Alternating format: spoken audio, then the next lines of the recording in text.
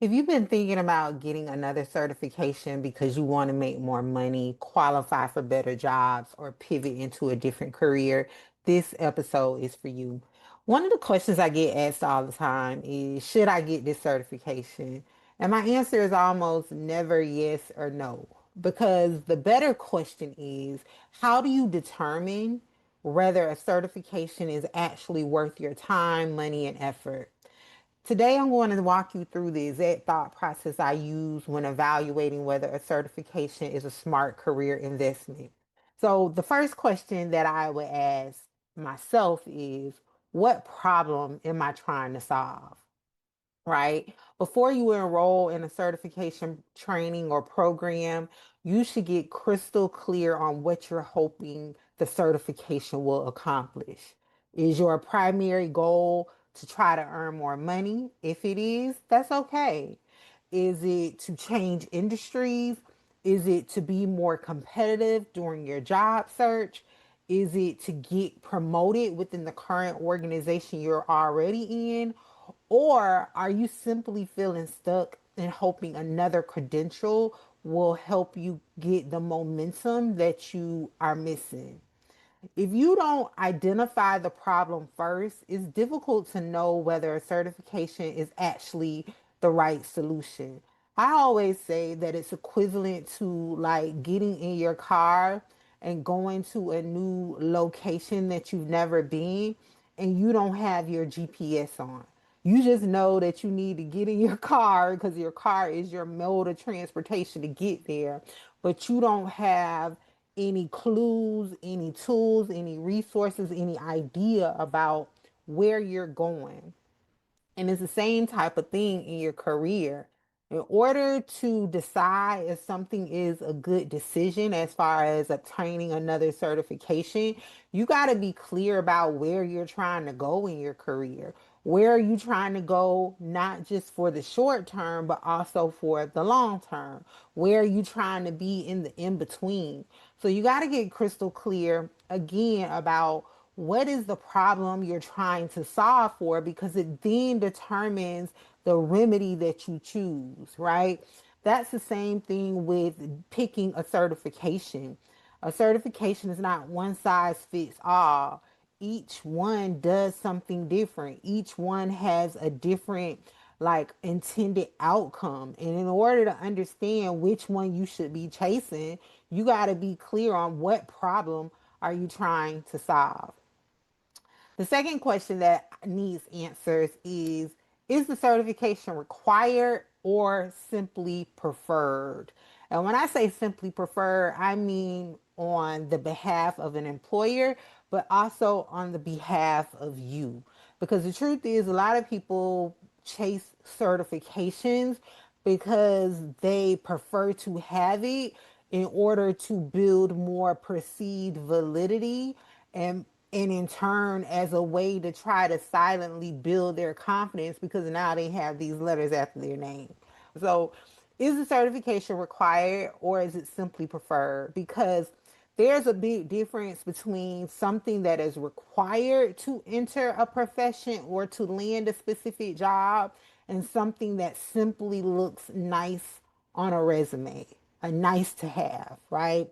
So I would spend time, if I were you, reviewing job postings for the positions that you actually want and look at the patterns of what certifications are being required for the exact jobs that you say you want to enter. Are employers consistently asking for this certification, or is it like one in 100? Right? Is it a consistent pattern that you're seeing where over and over and over again, each job post, each employer is consistently requiring this specific type of certification?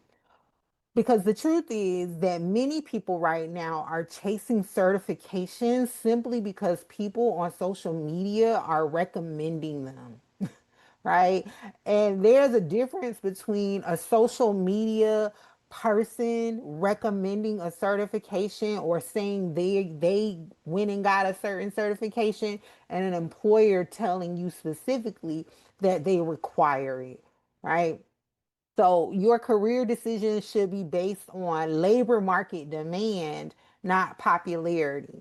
Because the truth is, a lot of people on social media are pushing certifications because they get kickbacks. It's just like with any other type of brand deal with the makeup influencer people, the people who do fashion. There are such things as brand deals for certifications. How do I know? Because I've been approached to do the same thing, right? And I've never accepted it because just because you're being offered a brand deal to push a certification doesn't mean that it's a certification that the people need widespread.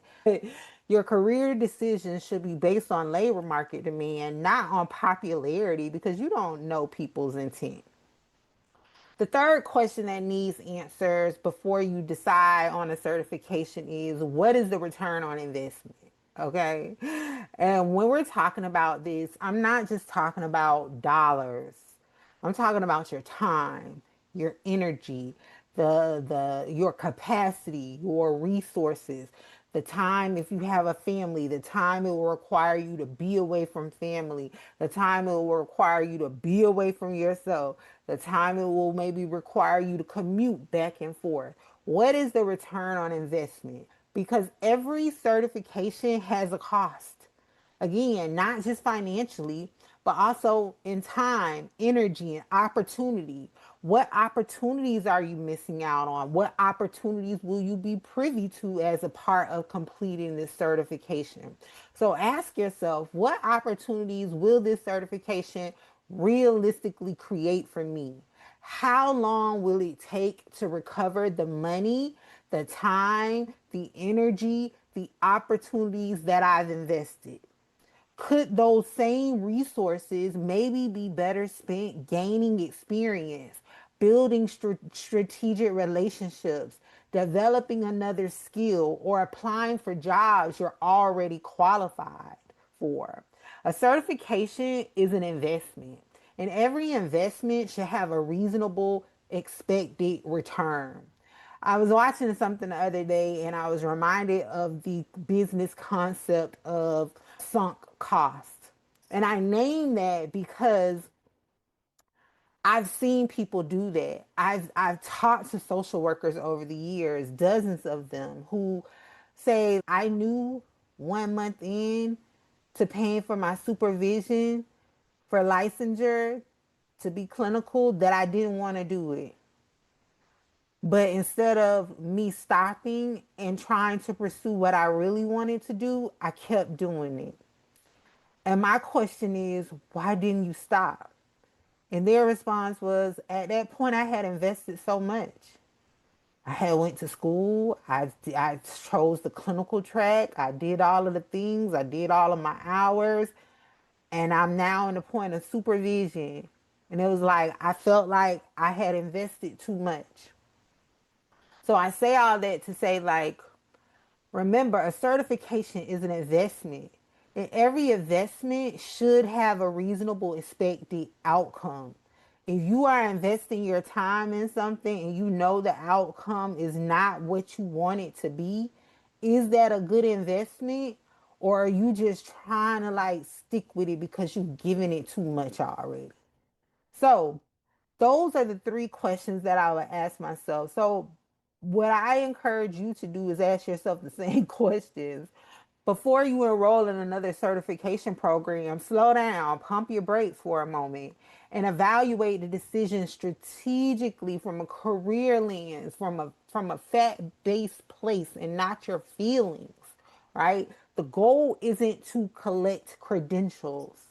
The goal should be to make well informed career decisions that move you closer to the life and work you actually want.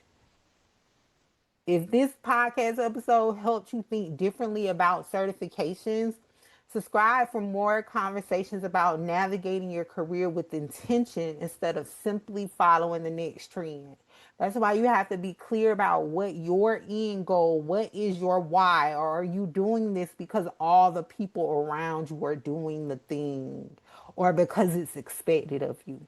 So I'll talk to you next time. Happy macro career plan and bye.